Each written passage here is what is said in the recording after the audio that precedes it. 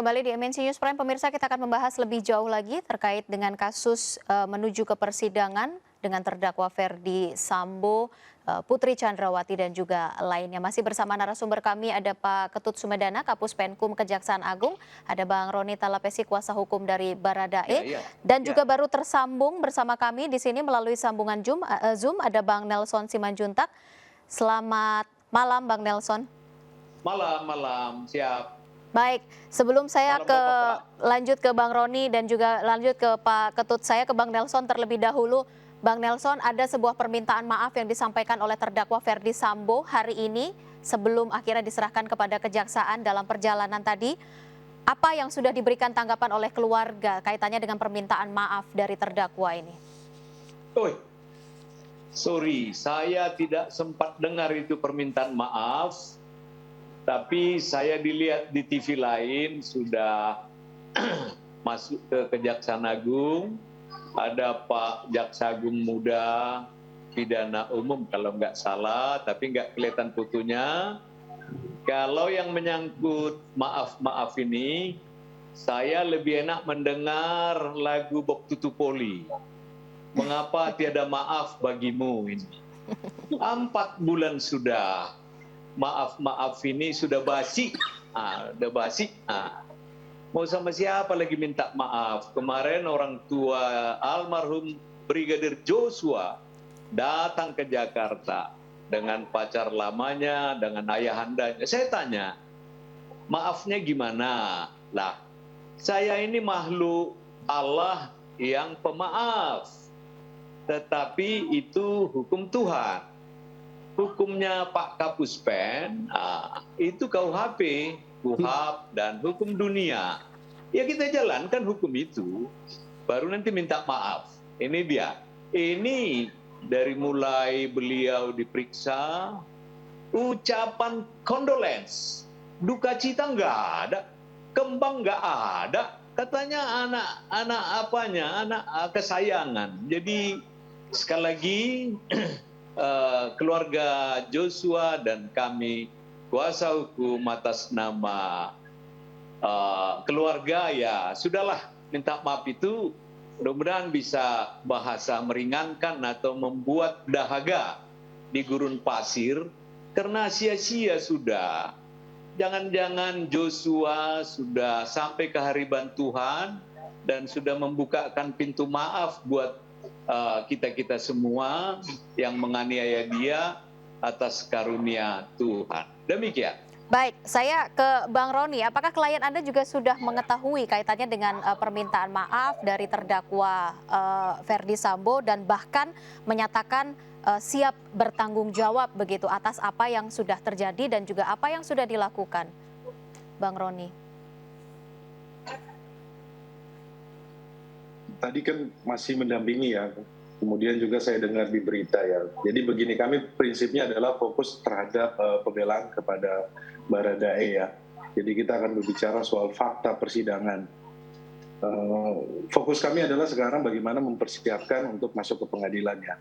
Jadi supaya kasus ini juga pun menjadi terang, karena mengingat bahwa ini saksi kunci, klien saya adalah saksi kunci dan menjadi saksi mahkota dalam perkara ini. Jadi fokus kami adalah bagaimana menjaga klien kami agar tetap konsisten dan juga stabil, dan terutama juga terkait dengan klien saya, itu juga menjadi konsen kami. Sehingga dalam proses nanti di persidangan semuanya berjalan lancar. Begitu Mbak Rizka. Baik, menarik tadi Anda mengatakan menjaga klien Anda untuk tetap konsisten begitu dengan apa yang akan disampaikan. Seperti apa untuk menjaga konsistensi dari Baradae ini atas laporan atau mungkin penyampaian yang disampaikan sebelumnya sampai dengan kepada fakta di persidangan nanti?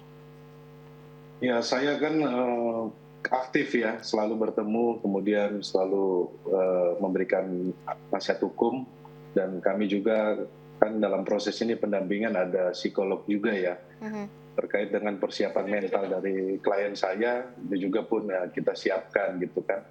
Jadi proses ini saya lihat bahwa klien saya sudah siap ya, yang kita minta mohon dukungan dari publik, bahwa kasus ini merupakan kasus atensi dari semua publik, kemudian ini juga merupakan instruksi dari Bapak Presiden, jadi perhatian kita semuanya, sehingga saya bermohon supaya klien saya juga tetap bisa dijaga supaya proses persidangannya berjalan lancar. Seperti itu, Mbak. Baik, saya ke Pak Ketut. Pak Ketut, nampaknya dari para tersangka maupun terdakwa ini juga sudah menyiapkan kaitannya dengan persidangan yang nantinya akan dihadapi. Bagaimana dengan para jaksa sendiri, Pak Ketut? Saya kira begini ya, kedudukan jaksa penuntut umum itu adalah mewakili negara, pemerintah, korban, dan masyarakat. Ya. Saya yakin apa yang kita persiapkan juga secara matang, apalagi kasus yang sudah dinyatakan P21 tentu sudah melalui suatu proses screening, pemeriksaan dan sebagaimana mestinya, Ya. sehingga kami nyatakan bahwa betul-betul bagaimana nanti teman-teman penuntut umum ini bersikap seprofesional mungkin mengungkap suatu fakta hukum yang menarik di pengadilan, yang tentunya untuk kepentingan pembuktian. Nah, tadi saya dengar Mas Roni tadi bilang bahwa kita tunggu konsistensi daripada kliennya Mas Roni, sehingga ini juga mengungkap akan lebih banyak fakta-fakta hukum nanti ke depannya di persidangan. Itu menjadi pertimbangan. Yang penting, yang jelas kita harus profesional. Dan yang paling jelas lagi disampaikan oleh Pak Jampidum tadi adalah bagaimana kejaksaan juga akan dijaga penuh oleh kawasan yang ada di kejaksaan, bahkan secara disampaikan bahwa silakan masyarakat memantau, mengawal perkara ini bisa dilakukan seobjektif di persidangan. Baik, terakhir Pak Ketut, bagaimana kaitannya dengan keamanan para jaksa hingga saat ini, hingga mencapai nanti di persidangan? Banyak usul yang saya dengar dari media harus ada disiapkan safe house, ya, diisolasi. Ya. Saya kira di kejaksaan ini sudah punya mekanisme khusus untuk menangani perkara-perkara yang besar dan sudah terbiasa kita menangani perkara-perkara yang besar seperti ini ya. Kita menangani perkara yang kerugian negara sampai ratusan triliun juga kita tangani hal yang biasa. Tapi pengamanan terhadap jaksa ini juga kita lakukan secara tertutup. Tidak perlu kita sampaikan di depan di sini ya. Yang penting kita sudah ada standar prosedur dalam hal pengamanan jaksa di lapangan. Baik, saya harus akhiri dengan Pak Ketut. Tampaknya juga ada agenda lain pada malam hari ini. Pak Ketut, terima kasih atas waktu Anda malam hari ini. Kita tunggu nanti bagaimana fakta persidangan di pekan depan, kalau tadi seperti yang Anda sampaikan. Bang Roni, Bang Nelson tetap bersama kami. Kita masih akan melanjutkan perbincangan ini. Terima kasih Pak Ketut, selamat malam.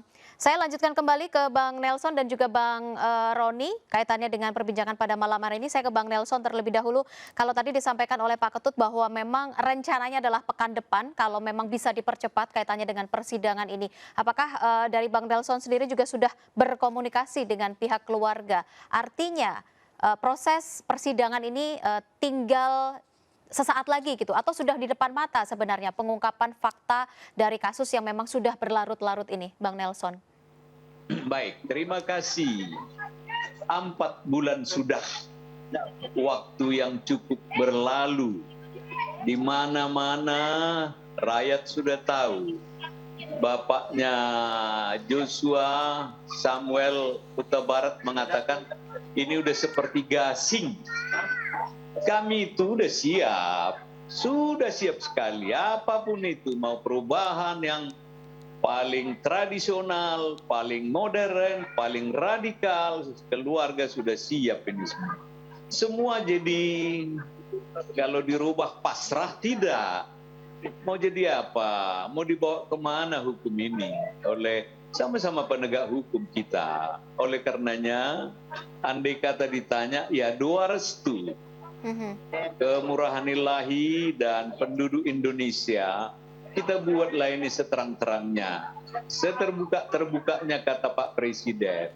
Dan tadi sore Bapak Jaksa Agung Muda bidang tindak pidana umum, kalau saya tidak keliru, menyebutkan bahwa netralitas dan sudah disiapkan 40 jaksa profesional. Wah, luar biasa. Kami hanya 8 ini kuasa hukum, nggak nambah-nambah, nggak kurang-kurang. Ya. Oleh karenanya normatif, netralitas, pro justitia, dan demi keadilan berdasarkan ketuhanan yang Maha Esa. Hanya itu.